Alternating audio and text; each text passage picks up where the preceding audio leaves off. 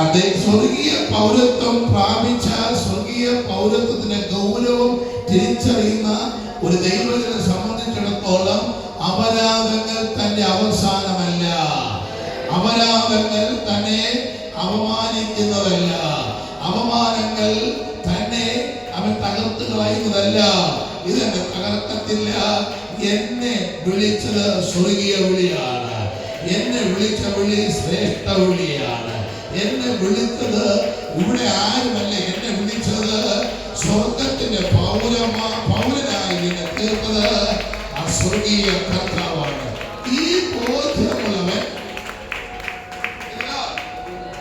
ആരെന്ത് പറഞ്ഞു എന്ന് പറഞ്ഞാലും അതിനെ പുച്ഛിച്ച് തള്ളിയിട്ട് നീ കർത്താവിൽ നോക്കും. നിരാശയാകട്ടെ, പ്രതികൂലാകട്ടെ. കുറച്ച് നാളിന് മുമ്പ് ഒരു നമ്മുടെ സഭയിൽ ഒരാൾ പറഞ്ഞു, പാസ്റ്ററുടെ മുഖംമൂടി വലിച്ചു കീറും. മുഖംമൂടി. അന്നേരം ഞാൻ പറഞ്ഞു, എന്റെ മുഖംമൂടി കർത്താവാണ്. ഞാൻ വെല്ലുവിളിക്കുന്നു, നിനക്ക് ആ മുഖംമൂടി കീറാൻ കഴിയുമോ? മനസ്സിലായ എത്ര പേരുണ്ട്? നിനക്ക് ഉള്ളിൽ ധൈര്യം ഉണ്ടാകണം.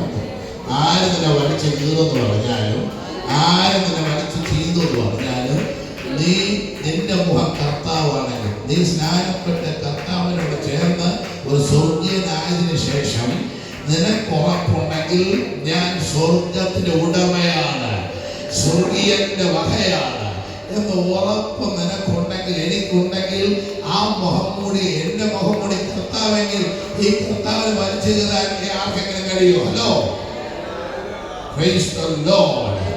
മനസ്സിലാക്കുന്നതിന് മാത്രം സ്വതന്ത്രം പറഞ്ഞു. സ്വതന്ത്രം സ്വർഗീയന്റെ ഒന്നാമത്തെ ഗുണം, സ്വർഗീയ തലങ്ങൾ നിൽക്കുന്നവന്റെ ഗുണം.